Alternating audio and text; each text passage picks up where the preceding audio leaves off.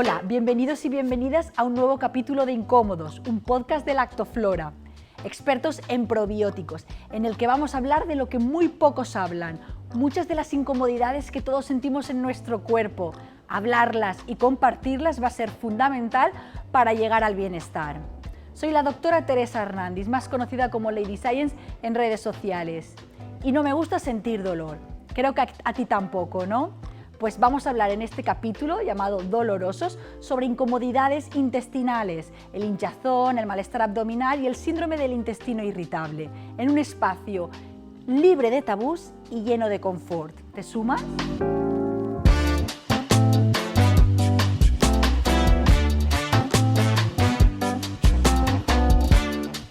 Y para ahondar en esta temática cuento con dos invitadas de lujo, Sandra Ortonoves y Paloma Quintana. ¿Cómo estáis, chicas? Muy bien, muy contenta de estar aquí. Muchas gracias por participar. Sandra es creadora de contenido y divulga en YouTube vídeos relacionados con biomedicina y además acerca las patologías más dolorosas relacionadas con el intestino de una forma súper divulgativa, por lo que nos ayudará a resolver muchas de nuestras dudas. Y Paloma es experta en nutrición, ofrece consejos para mantener una buena salud a través de la alimentación y dirige el equipo Nutrición con Q. Su conocimiento va a ser básico para mantener y para informarnos sobre una buena salud gastrointestinal y cuando una persona sufre de patologías dolorosas relacionadas con el intestino. ¿Cómo estáis, chicas? ¿Preparadas? Preparadísima. ¿Por qué si una persona tiene dolor o molestias abdominales recurrentes como hinchazón, estreñimiento, diarrea, las pruebas le pueden salir normales? ¿Debe preocuparse? Sí, realmente pueden salir las pruebas diagnósticas normales, quizás las pruebas más relacionadas con enfermedades inflamatorias intestinales, y es que existe un conjunto de trastornos denominados trastornos funcionales digestivos, entre ellos están los trastornos funcionales intestinales, por ejemplo, muy conocido el síndrome de intestino irritable, y se definen porque realmente no hay unas pruebas diagnósticas que puedan, darnos ese diagnóstico, valga la redundancia, pero realmente son un conjunto de síntomas que provocan mucho malestar a la persona, realmente pueden volver incluso a la persona incapacitante, es decir, es muy limitante en su vida diaria y realmente no se lo está inventando, no se ve una lesión, por ejemplo, una lesión intestinal en una prueba, como pueden ser, como digo, en alguna enfermedad, pero realmente sí que ese conjunto de síntomas se puede estar dando y, como digo, pues puede tener su desencadenante en otras cuestiones, pero vemos que cada vez es más prevalente. También, yo creo que también es importante como que si tienes síntomas de algún tipo, darles un poco de atención, ¿no? Porque a mí me pasó, yo soy celíaca, por ejemplo, me lo dijeron hace 3 años y en aquel momento recuerdo tener un montón de síntomas como me dolía mucho la barriga, iba un montón al baño, empecé a dormir súper mal y no les prestaba la atención que necesitaba en ese momento, ¿no? Como que ya lo asociaba al estrés, estoy pasando por una época de mucho trabajo, no sé qué, y no quería que fuera a tener nada, pero llega un punto que dices, a ver, no es normal, que yo lleve meses que me duele la barriga cada día que voy mucho al baño por mucho estrés que tenga, o igual es el estrés, pero me lo tengo que mirar, ¿no? Y llega un punto en que dices, voy a ir al médico, y al final de ir al médico por lo de que no podía dormir y me dolía y tal, tirando del hilo y haciendo pruebas, finalmente se vio que era la enfermedad celíaca y en el momento en que me la trato todo mejora, ¿no? Entonces también es importante como recalcar eso de que si te pasa algo, préstale atención porque igual tienes alguna cosa que vale la pena conocer.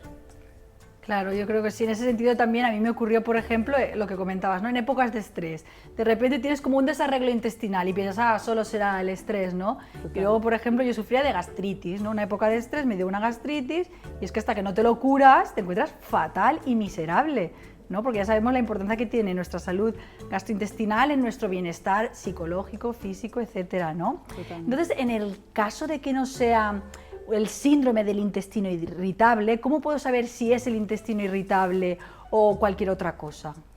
Bueno, pues para saber efectivamente si es síndrome de intestino irritable, para mí lo primero sería descartar otras enfermedades. Ella lo ha explicado muy bien. Primero yo recomendaría pues acudir a un médico especialista del sistema digestivo para que pueda realizar las pruebas oportunas y descartar que no sea otra cosa. puede ser una celiaquía, puede ser una enfermedad inflamatoria intestinal.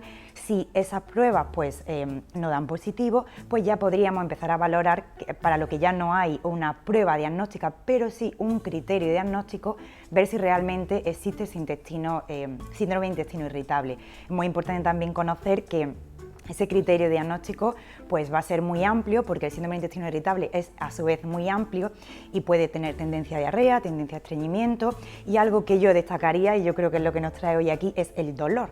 Es decir, podemos tener muchas cosas a nivel gastrointestinal, pero si hay dolor, o sea, un dolor sostenido, no un dolor puntual por alguna cuestión, suele decir que estos síntomas se presenten al menos desde hace 6 meses, y que estos síntomas estén, digamos, activos en los últimos 3 meses, esto puede dar a lo mejor una pista a quien nos esté escuchando, pues sí que podríamos empezar a hablar de síndrome de intestino irritable. Entonces, el dolor va a ser fundamental, pero también acudir al profesional médico que pueda descartar otras enfermedades, incluso más graves.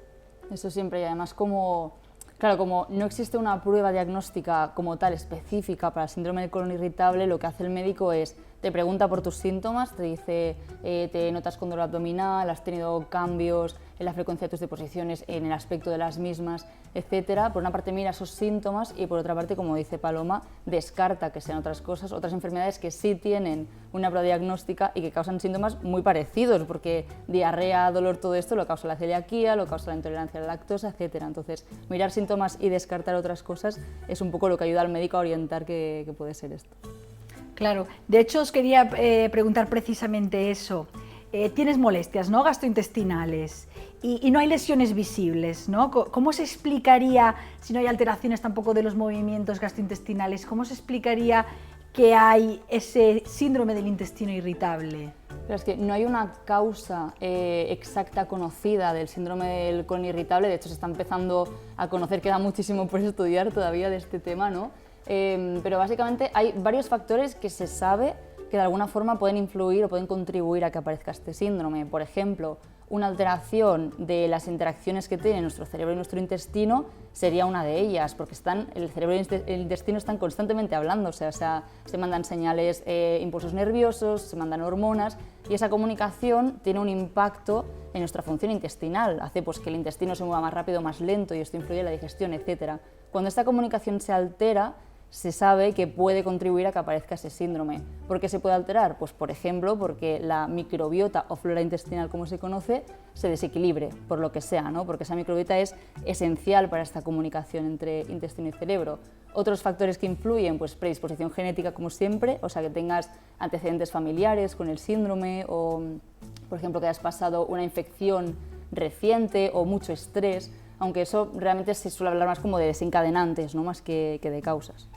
Sí, exacto. En muchas ocasiones a lo mejor la gente se siente avergonzada de hablar de esto por muchas causas, pero entre otras porque parece como que es algo que me lo ha provocado el estrés o son los nervios. Mira, nadie tiene un síndrome de intestino irritable únicamente porque tiene un poco de nervios, ¿no? Puede ser el detonante y lo que haga a lo mejor que se manifiesten una serie de síntomas que te está provocando pues ya todo este saco de malestar, pero realmente pues bueno, como dice Sandra, hay muchas causas que pueden estar detrás, incluso pues bueno, un mal tratamiento de cualquier otra afección, pero sin duda pues puede existir esa parte incluso emocional que desencadene el síndrome. Yo creo que siempre que algo se nombra con un nombre un poco genérico, ¿no?, y que se incluyen muchos tipos de personas ahí dentro, es porque aún no se ha avanzado suficiente en la ciencia, ¿no? Hay que hacer mucha investigación, conocer posibles mecanismos patofisiológicos que ayuden a indagar en el por qué está pasando eso. Pues igual estamos clasificando a 7 personas como síndrome del intestino irritable y a nivel molecular ahí está pasando algo y cada una tiene ligeras diferencias, ¿no? Y sí que a lo mejor se puede hacer una subclasificación, pero eso en un futuro, cuando la ciencia avance, a lo mejor sí que se puede encontrar esa causa, esa lesión física o esa prueba, ese marcador molecular, ¿no? Yo es que como hago investigación en búsqueda de marcadores moleculares, para mí la búsqueda de biomarcadores es como la panacea universal, ¿no? Sí, con las herramientas que tenemos nosotros, por ejemplo, en consulta, que claro, es que la dietista nutricionista estamos recibiendo como todo el grueso de estos pacientes, por lo que digo, porque hay una prueba que ha dado negativo y a lo mejor las personas cuando se encuentran un poco más perdidas, pues es cuando vienen a consulta del nutricionista. Para nosotros es fundamental que traigan ese diagnóstico y además trabajar, si pudiera ser, en conjunto con el médico digestivo. Pero, por ejemplo, sí que tenemos ahora mismo una pequeña clasificación, en concreto, por ir de nuevo al síndrome de intestino irritable, puede tener una prevalencia de estreñimiento, de diarrea, o también podemos llamar el famoso síndrome de intestino irritable mixto, en el que se estarían un poquito alternando periodos, y da la casualidad que además mucho más intensos que en los anteriores, en los que siempre hay una predominancia de la diarrea del estreñimiento. En el mixto son como unos episodios muy agresivos que estarían alternando diarrea o estreñimiento, por lo que puede ser un poquito más complejo el tratamiento, ¿no? Porque a lo mejor a nivel de un suplemento, de un complemento que dar, o incluso de la dietoterapia, puede complicarlo un poco más, pero también lo complica, como digo, que los episodios son como muy agudos y con más dolor. Hasta ahora es lo que hemos visto. Claro. Yo siempre digo que en un futuro se podrá, cuando investiguemos más, podremos subclasificar. Eso es como con los pacientes oncológicos, ¿no? Tiene cáncer de mama, antes decía cáncer de mama. Sí, pero es que ahora puede ser luminal A, luminal B, o sea, todo se puede subclasificar y subcategorizar para tratar de forma súper específica, ¿no? Eso es y dar un tratamiento más concreto, claro. Para nosotros es fundamental esa investigación, así que... De hecho, hablando de tratamientos, ¿cuál sería el tratamiento de las personas con el síndrome del intestino irritable? Bueno, pues en el tratamiento tenemos una dietoterapia muy concreta. Entonces es importante que las personas que sufren de intestino irritable, ya tienen este diagnóstico, digamos, no empiecen a jugar, digamos, con la alimentación por ellas mismas, porque tenemos una dietoterapia concreta para tratarlo y que incluye, por supuesto, el empleo de alimentos concretos, ayudas con probióticos, y yo aconsejaría, ya si en este caso, pues que se hiciera de la mano de un nutricionista que tuviera conocimiento en patologías digestivas. Y luego, por supuesto, va a ser fundamental, no porque sea la causa, sino porque va de la mano la afección emocional, como digo, no solo porque, como ha dicho Sandra, sea el desencadenante, sino porque el síndrome de intestino irritable limita tanto a la persona que hay personas que terminan sufriendo casi agorafobia o no quieren ir a los sitios por miedo a irse al baño o a viajar cuando hay más episodios de estreñimiento. Entonces, digamos que trabajar pues con esa parte de medicina digestiva, trabajar de la mano de un psicólogo, una psicóloga, si fuera necesario, que seguramente lo sea, incluso de otros profesionales como fisioterapeutas que tienen ya conocimiento algunos para paliar un poquito el dolor, entrenadores, es decir, sería el tratamiento de esta forma interdisciplinar, recomendaríamos. Y además, una cosa que has dicho que es 100% de acuerdo es lo de no juegues con la dieta, ¿no? Porque siempre tiene que venir acompañada de una persona que sea especialista en nutrición, del médico de cabecera, lo que haga falta en cada caso. Sobre todo porque hay, por ejemplo, en mi caso, que el gluten me toca más de cerca, se dice mucho que aunque tú sientas que el gluten te puede sentar mal, como que no lo dejes por una decisión propia, sin saber qué patología hay detrás. O sea, primero porque una dieta sin gluten también tiene que venir asesorada, porque si no puedes estar dejando alimentos que son beneficiosos de lado, ¿no? Que contengan fibra, cereales, etc. Pero también porque si en un futuro tú quieres hacerte un diagnóstico de celiaquía, de sensibilidad gluteno-celíaca y todos los tipos de cosas a las que se llama el gluten, pues puede alterarse. Es decir, cuando tú, por ejemplo, con la celiaquía, cuando quieres diagnosticarla, lo que se hace es buscar los daños en el organismo que causa el gluten. Por ejemplo, miras las vellosidades intestinales, ¿no? Los pelitos esos del intestino, a ver si están más atrofiados, están más sanos. Mira si esa persona en su sangre tiene anticuerpos contra el gluten, si su sistema inmunitario ha reaccionado contra el gluten. Si una persona decide por sí misma sin saber dejar el gluten y el día de mañana quiere hacerse un diagnóstico, es posible que les haga negativo, es posible que digan, pues el gluten no te causa daño porque tu organismo está bien, pero igual sí te causa daño, pero como lo has dejado, estás ocultando esa enfermedad, ¿no? Entonces, de ahí la importancia de que siempre vayas acompañado de un especialista que te diga lo que tienes y te ayude a saber qué es lo que tienes que hacer. Totalmente de acuerdo con el ejemplo que has puesto. Por ejemplo, referido a la intolerancia a la lactosa. Si tú eres intolerante a la lactosa y dejas de consumir lactosa, cada vez te vuelves más intolerante a la lactosa porque expresas menos de la enzima que digiere la lactosa. Claro. Entonces, claro, si tú estás intentando luchar contra una enfermedad y tú mismo te autopautas una dieta, pues seguramente caigas en un error, ¿no? Mejor que te lo siempre te lo parte un profesional con experiencia, Total. ¿no? Y entonces, ¿cuáles serían los nutrientes y los alimentos más amigos del intestino? Bueno, pues nutrientes amigos del intestino hay muchísimos. De hecho, digamos que el intestino como parte de nuestro organismo necesita de todos los nutrientes que son esenciales, pero concretamente centrándonos en nutrientes muy relacionados con las patologías gastrointestinales, nos encontramos el zinc, la vitamina D. Cada vez somos más pesadas con la vitamina D porque se está viendo que sí que tiene mucha relación tanto en el tratamiento como en la prevención. Y bueno, también hablando de nutrientes, a mí me gusta siempre más hablar de alimentos por deformación. Va a haber alimentos muy interesantes tanto para cuidar nuestra salud intestinal, que van a ser pues alimentos que contengan fibra que sea fermentable. En este caso serían adecuados para prevenir ciertas dolencias, no tanto para un tratamiento concreto, ahora lo veremos, pero pues alimentos como vegetales, legumbres, tubérculos, fuentes de proteína de calidad como huevos, pescado, muy interesante el pescado, e incluso algunos frutos secos y semillas por ese aporte omega 3. Luego, pensando en nutrientes específicos, pues tampoco es necesario que quien nos esté escuchando vaya a suplementarse cada nutriente que haya leído, que puede tener un interés para tratar el síndrome de intestino irritable. Ya hoy, bueno, por supuesto sabemos que no son nutrientes, pero son fórmulas mágicas para tratar esto, serían los compuestos por probióticos y prebióticos. En concreto, hay incluso preparados como tenemos aquí, que contienen ese probiótico precisamente con su vitamina D, ya porque se ve que va a ser fundamental que vaya asociada. Con otros nutrientes que están relacionados, otros micronutrientes, perdón, pues quizá no se va a preocupar la persona, quizá ya sería una cuestión más específica a tratar y bajo mi punto de vista va a ir por encima de la importancia que va a tener seleccionar bien los alimentos. Yo creo que hoy vamos a comer como súper conscientes de, pero estoy ayudando a mi microbiota, ¿no?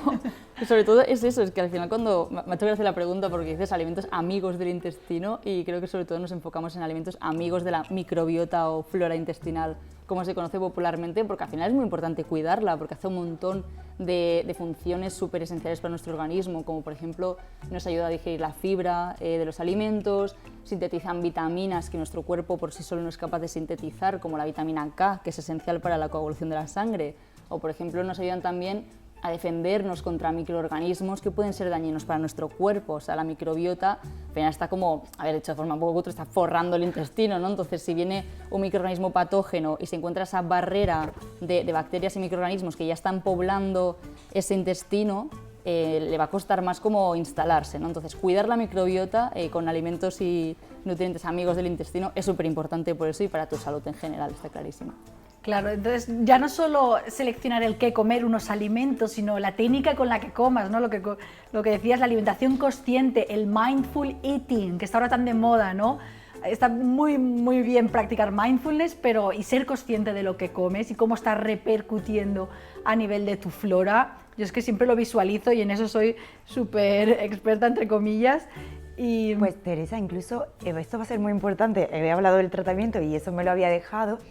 Por ejemplo, sobre todo cuando ya está el síndrome, va a ser fundamental que se coma con esa calma, porque resulta que ya sabemos que la digestión empieza en la boca y precisamente si comemos de una manera adecuada o muy deprisa, sin una correcta masticación, quizás están llegando, bueno, quizá no, llegan a nuestro intestino pues determinados compuestos que tendrían que haber sido digeridos un poquito más arriba y llegan pues demasiado enteros. Esto a lo mejor en una persona sana a nivel intestinal pues no tiene tanta importancia, pero en una patología o en un síndrome de este tipo va a ser clave que la persona no solo por esa gestión emocional asociada al síndrome, sino también porque coma con calma, esa digestión se realice desde la boca, a través de todo el tracto digestivo y va a dar muchos problemas. O sea, no hay que subestimar la importancia de esa digestión desde la boca y no dejar todo para que lo haga el intestino, que si el intestino ya está regular tenemos que ayudarle un poquito desde antes. Pues eso mismo es lo que quería comentar, que tan importante es la comida como el masticado. El cómo comes, sí, o sea, es que me lo dijo hace muy poco un médico en consulta, me dijo, le dije, Jolín, es que me duele por lo general un poco la barriga a veces tal, y me dice, pero tú comes rápido, y yo, súper rápido, o sea, es que me pongo una serie en el minuto 0 y a los 8 minutos de la serie acabo de comer y digo, ¡fua! Es que lo hago fatal, o sea, tengo que comer más lento. Me va bien este podcast también para recordarme lo que debería hacer mindful en mi casa. eating. Yo me acuerdo que eso, me compré un libro sobre mindfulness y me acuerdo que hay un capítulo solo de mindful eating. Entonces, claro, te dice cómo comer, cómo debes saborear con la lengua, el paladar, las papilas y todo, es impresionante. Entonces, ¿cómo nos pueden ayudar los probióticos y los prebióticos a mantener a raya el disconfort intestinal, la hinchazón, la diarrea o el estreñimiento? Sí, yo creo que es importante, primero definir un poco qué es un prebiótico o probiótico, porque no es lo mismo como la palabra indica, pero por ejemplo, prebiótico sería ese tipo de alimento o nutriente que es beneficioso para la microbiota intestinal o para los microorganismos sanos de nuestra flora, ¿no? Es decir, que ayudan a ese crecimiento selectivo de las bacterias que nos interesan. Un probiótico sería directamente microorganismos vivos, o sea, a través de alimentos o suplementos, pues tú directamente incorporas esos microorganismos que llegan al intestino y se instalan allí, ¿no? O sea, que son súper útiles, por ejemplo, para repoblar esa microbiota cuando está dañada, etcétera, ¿no? Eso es muy importante y ya he mencionado que es cierto que esos probióticos van a estar contenidos en algunos alimentos, muy famoso, el más famoso del yogur, pero también los tenemos ya por fin a día de hoy, los tenemos en compuestos microencapsulados y que con una ciencia detrás que nos puede asegurar que lleguen al intestino. Entonces aquí esta idea clave será que podemos cuidar nuestro intestino con alimentos que contienen prebióticos, o sea, existen prebióticos en la mayoría de alimentos saludables y también probióticos en alimentos fermentados, por ejemplo, como el yogur, pero para prevenir y cuidar. Cuando queremos tratar, ahí sí que tendríamos que ir ya a un complemento comercial, con su estudio, bien encapsulado, que nos aseguremos que llegue al intestino. Entonces, yo creo que aquí existe un poco de confusión. Todavía yo creo que incluso hay profesionales médicos no actualizados, porque yo he recibido en consulta pacientes, dicen, no, tenía este tratamiento antibiótico tan fuerte y que lo combinara con un yogur. Bueno, con un yogur. Es decir, esto te está dejando a nivel intestinal arrasado, arrasada, tienes que utilizar un probiótico adecuado a lo que te está ocurriendo o a diferentes afecciones como las que hablamos. Entonces sí que hay que diferenciarlo. No significa que los alimentos no contengan esos probióticos, pero para tratar tiene que ir el complemento estudiado y con su encapsulado y con toda su evidencia detrás. Claro, yo siempre digo que los complementos llevan las bacterias súper seleccionadas y específicas. Es decir, llevan nombre, primer apellido y segundo apellido, ¿no? Exacto. Especie, cepa, variante, etcétera, ¿no? Tiene que estar todo súper especificado porque ya se ha demostrado en estudios científicos respecto a un placebo o un control que efectivamente ayuda a paliar y a tratar los síntomas de esa enfermedad, ¿no? Entonces, ahora se habla mucho también de la dieta baja en FODMAPs, que está muy de moda para tratar el síndrome del intestino irritable. ¿Funciona tan bien como se promete? Sí, antes he mencionado, existe una dietoterapia concreta para tratar este síndrome. Es la dieta baja en FODMAP y realmente que no os confunda la gente una dieta como cuando hablamos de dieta vegetariana o dieta mediterránea. No, eso es un patrón de hábitos de conducta alimentaria. No, cuando hablamos de dieta baja en FODMAP, una dietoterapia, esto significa que se usa para tratar. Por tanto, que nadie la coja a la ligera, porque la dieta baja en FODMAP tiene unas fases muy concretas para establecerla y además una tercera fase muy importante en la que se personaliza al paciente. La dieta baja en FODMAP, es el acrónimo de oligosacáridos, disacáridos, monosacáridos y oligosacáridos fermentables. Entonces, ¿para qué se da este protocolo, ¿no? ¿Para qué se eliminan, o se bajan estos compuestos que son fermentables? Pues porque realmente el intestino no está en condiciones de fermentar esos ingredientes, está dando una sintomatología inadecuada. Por ejemplo, cuando hablamos de fructooligosacáridos, ¿no? Los famosos FOS, muy presentes en el trigo, en el centeno, de aquí que a veces se confunda un poco con el tema del gluten. La gente se quita como el gluten de la dieta, en realidad está quitando fructooligosacáridos y mejora, y a lo mejor el gluten no era el problema o a la inversa, ¿no? También sabemos los galactoligosacáridos que están en las legumbres, monosacáridos como fructosa, disacáridos como lactosa, polialcoholes. ¿Qué pasa? Que estos compuestos llegan al intestino, se hiperfermentan, con lo que en este protocolo, en esa primera fase, casi que se eliminan al completo, dejamos ese descanso. Sería adecuado quizá dar un probiótico para que se pueda un poco ir instaurando, ¿no?, la microbiota que toca. Luego se haría una fase de introducción y luego se haría esa fase más personalizada en función de cómo esté la persona.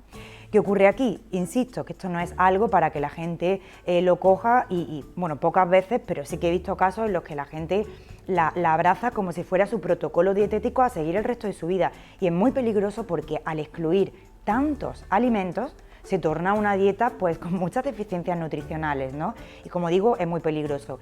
Precisamente porque esta es la dietoterapia, es importante que tengamos ese diagnóstico diferencial previo, ¿no? Que no haya una enfermedad que pueda estar detrás de ese síndrome, porque cuando ya nos pasamos a la acción con este protocolo bajo en FODMAP, creo que es un poquito restrictivo y creo que, bueno, hablando un poco también claro, un poquito rollo para la persona, y a lo mejor no era necesario hacer eso, porque se podía haber establecido cualquier otra dietoterapia más sencilla. Pero la respuesta corta sería sí, funciona, pero que la gente no lo acoja como algo que, bueno, voy a probar esto, ¿no? Sería importante que un nutricionista lo pautara, porque vamos también a estar un poco atentas a que esas deficiencias que van por un lado podamos, pues, o bien suplementarlas o bien meter otros alimentos en las cantidades adecuadas. La dieta baja en FODMAP sí que requiere un pesaje de alimentos y vemos pues que en esas cantidades tenemos el nutriente, pero no estaría esa hiperfermentación.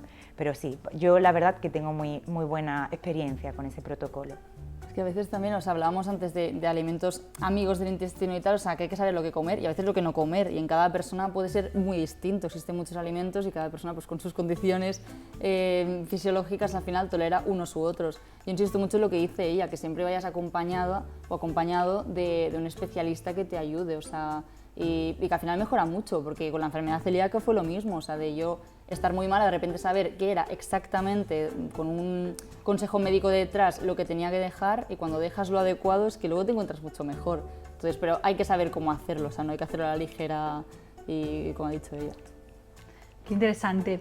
Entonces, aparte de la dieta baja en FODMAPs, ¿qué otro tipo de dietas o consejos nutricionales podrían aplicar estos pacientes? Bueno, en relación a consejos dietéticos generales, ¿no? Pues el primero sería que si se va a establecer esa dietoterapia, pues se haga muy bien.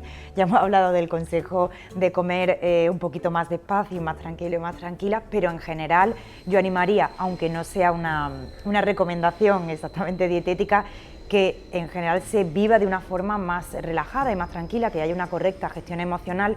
Y yo me voy a disculpar porque también tengo relación con el mundo del ejercicio, incluso me estoy formando para ello, que no hemos hablado en ningún momento. Va a ser fundamental que se lleve un estilo de vida activo. Entonces, estamos viendo esas recomendaciones en torno a la alimentación, pero deberían de ir de la mano de la gestión emocional y de esa parte de ejercicio. Tenemos además muy buena evidencia en relación a las mejoras que hay a nivel de microbiota cuando se practica ejercicio al aire libre, que ahí puede intervenir también que haya un correcto estatus de vitamina D, pero yo tocaría esas tres partes. Sí, o sea, súper de acuerdo con todo lo que ha dicho y con lo de la gestión del estrés, que también lo estamos enfocando todo desde un punto de vista médico, a veces es a lo que yo tengo tendencia porque soy biomédica, pero luego también toda la gestión emocional del estrés, que tiene un impacto directo. O sea, yo cuando tengo una época de estrés es que me impacta directamente en el intestino, o sea, me duele la barriga, voy más al baño, o sea, es como, me afecta muchísimo.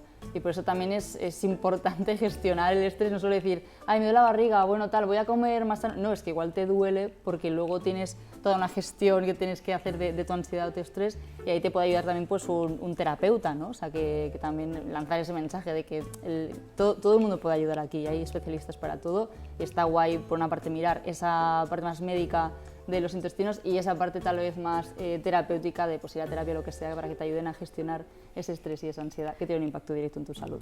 Claro, como dices, ¿no? De los sentimientos, tienes mariposas en el estómago, te tragas el orgullo, una persona te deja con un mal sabor de boca, no todos son frases hechas, refranes y dichos que están relacionados con nuestra salud gastrointestinal y que están tan ligados a nuestras emociones, ¿no? De hecho, la emoción se expresa por el efecto a nivel digestivo que te provoca eso, ¿no? Lo cual para mí es flipante.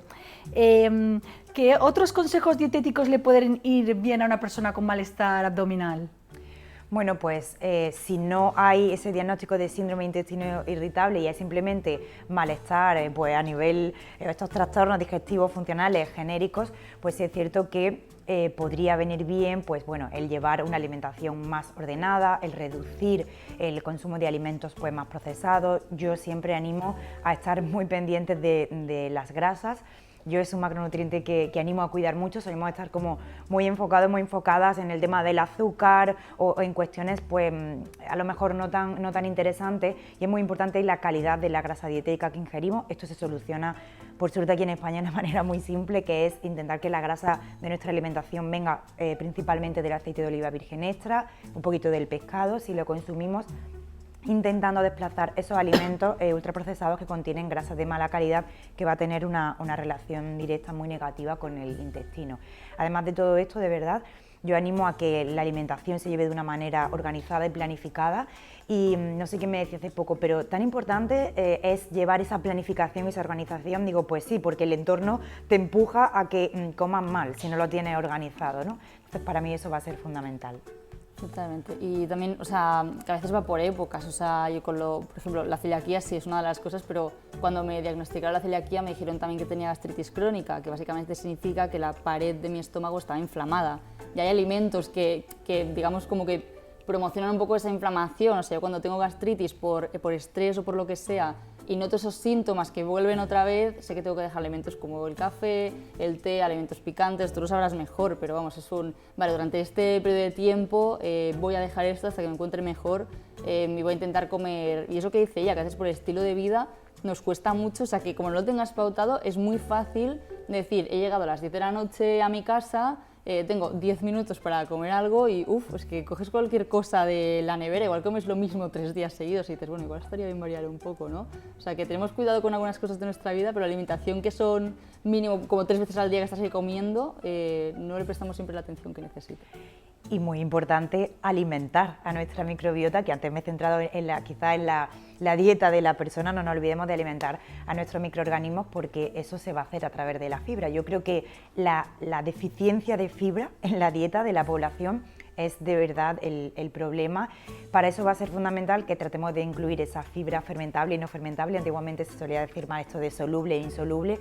Cuando hablamos de fibra, a lo mejor la gente siempre se va a pensar en ese integral o en ese paquete que pone integral, y en realidad ahí tendríamos una mayor cantidad de esta fibra no fermentable, que lo que hace, incluso cuando ya hay alguna molestia, quizá sea más mal que bien. Yo recomiendo incluir pues fibras contenidas pues en legumbres, si no se está todavía en tratamiento, sientan bien. Fibras muy interesantes son las contenidas quizá en la patata, la típica estrategia esta de enfriar la patata rápidamente para que se cree ese almidón resistente. Eso es una fibra muy amiga del intestino, muy económica, y a la que por mi experiencia en consulta pues nadie hace asco. Es decir, una patata cocida y enfriada que luego puedas añadirla a una ensalada. Una ensalada es una joya para nuestra microbiota. Entonces para mí va a ser fundamental eso, y era muy importante y me había olvidado el que cuidemos la cantidad de fibra en nuestra dieta. Fibra contenida de manera natural en los alimentos. Se dice que los chinos y los japoneses viven muchísimo precisamente porque toman el arroz frío. ¿Es debido a ese almidón resistente que se crea en el arroz frío? Sí, bueno, ellos tienen otras cosas también. También. Sí, esa parte de la gestión del estrés y otras cuestiones llegan muy bien. Pero sí, se genera ese almidón resistente y bueno, pues se sabe que termina siendo, se comporta, ¿no?, como una fibra muy beneficiosa a nivel intestinal. Muy bien, muchísimas gracias.